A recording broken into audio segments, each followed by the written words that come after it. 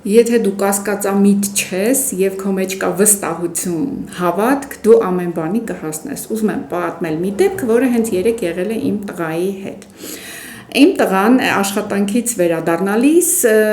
հասնում է տուն եւ տեսնում է, որ իր բումաժնիկը, այդ պորտմանը չկա։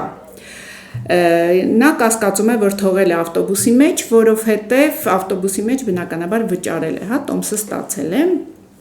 Ինչ անենք, ինչ չանենք, դե ենթադրում ենք, որ գողացել են այդ պորտմանը եւ ուրեմն էլ ոչ մի ձևի հնարավոր չի հետ վերադարձնել,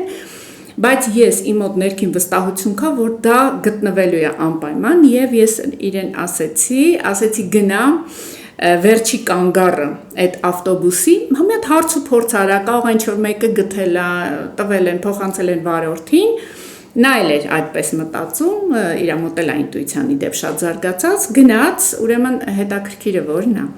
մի 2 ժամ հետո նա գնաց, Ավանում էր գտնվում, այդ իմիջիալոց ես շնորհակալություն եմ ուզում հայտնել այդ վարորդին, 17 համարի ավտոբուսի, ես անգամ անուն գիտեմ, ինքը շատ պարկեշտ մարդ է, ուղղակի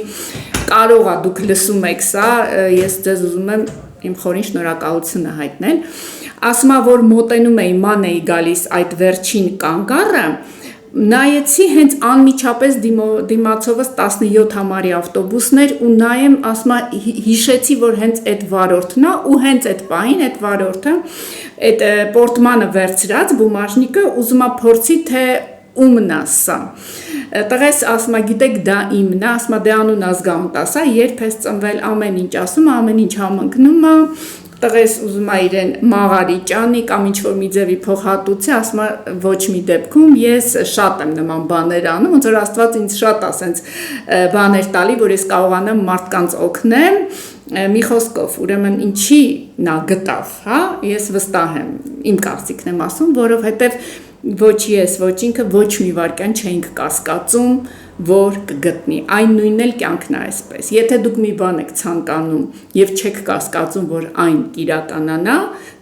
դա միանշանակ կիրականանա, ես ձեզ վստահեցնում եմ եւ ես իհարկե վստահ եմ, որ դու կարող ես